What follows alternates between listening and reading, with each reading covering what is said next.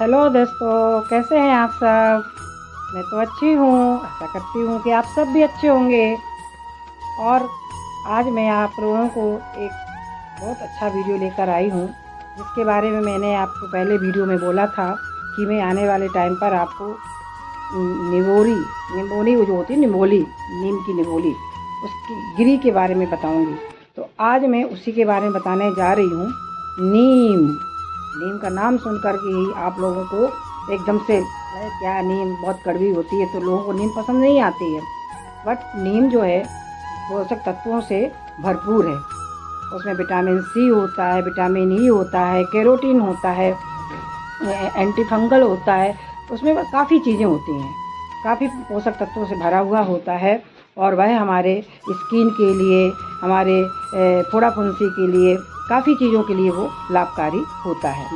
तो इसमें आज जो आपको बताने जा रही हूँ, नीम के जो गुण हैं उसके बारे में बता रहे हैं। नीम की पत्तियाँ किस काम आती हैं। नीम की पत्तियाँ आप लोगों को पता है कि पहले के ज़माने में जब लेडीज़ बच्चा होता था तो उस समय नीम का ही प्रयोग हमारे दादा दादी नाना नानी करते थे। कैसे करते थे?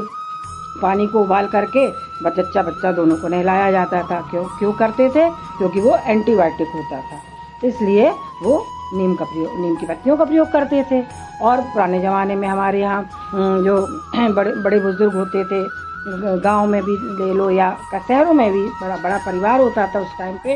ये तो आप सबको पता है कि पहले के ज़माने में हर घर में 6, 7, 5 इस तरह से भाई बहन बच्चों का परिवार होता था। तो लोग साल भर का गल्ला पानी स्टोर करते थे। तो जैसे गेहूँ हैं साल भर के लिए लेके रखे, तो उसमें क्या करते थे, नीम को अपन डाल देते थे।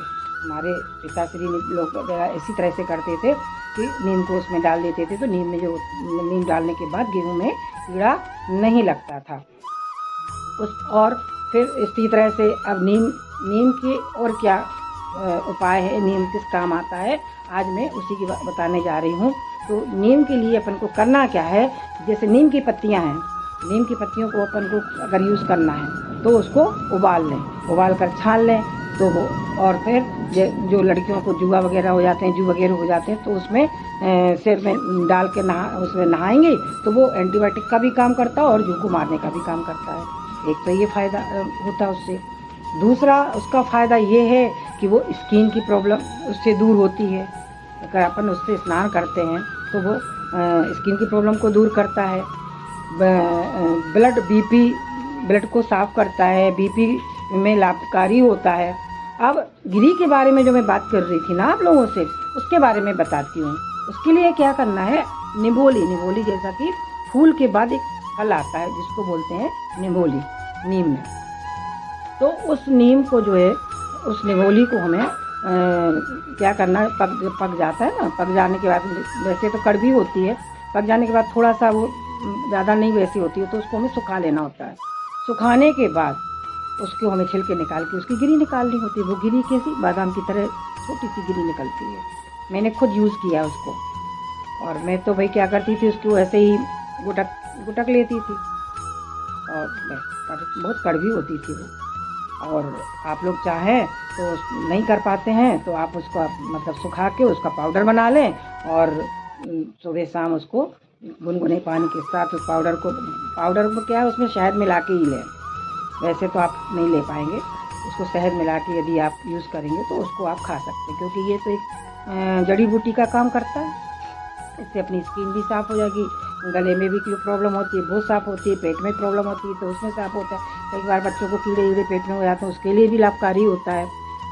अब आजकल तो भाई ये नीम जो है बहुत ही ज़्यादा लाभदायक है। देखिए जड़ी बूटी का होता है। आजकल तो आप लोग देखते हो, मार्केट जाते हो, मार्केट में हर चीज़ सब ऐसे ही है। मार्केट में जो भी सामान हम लोग लेते हैं तो जो भी खाने पीने की चीज़ें, हर चीज़ में खाने, गेहूँ में अगर है तो बिना यूरिया के कोई काम नहीं है। फल फूल है तो पता चला कि उसमें इंजेक्शन लगा है। सुना है मैंने, ऐसा देखा नहीं है, सुना है। तो अब लौकी को बड़ा करना है तो बोले इंजेक्शन लगा दिया, बोले लौकी बड़ी हो गई। तो आजकल खाने के लिए भी तो कोई भी शुद्ध चीज़ नहीं रही है। नीम एक ऐसी चीज़ है या जड़ी बूटियाँ जो है, जो कि इनमें कोई भी यूरिया नहीं डालता। क्यों? क्योंकि जंगल में होते हैं सारे। नीम अपने घर के आसपास भी होता है, घरों में भी होता है, पर और भी जो जड़ी बूटियाँ हैं वो जंगल में होते हैं। तो जड़ी बूटी हमारे बहुत ही लाभकारी होती है। आइए, हमारा आयुर्वेद ही कहता है जड़ी बूटियों का प्रयोग पहले हमारे यहाँ सदियों से चला आ रहा है। उसी से शल्य चिकित्सक सुना है, शल्य चिकित्सक के बारे में हुआ तो उसी से आविष्कार है, हमारी इंडिया के द्वारा ही है। उसके बाद ही फिर बाद में आगे चल के ये आज वैज्ञानिकों ने उसका बहुत ज़्यादा वो कर दिया।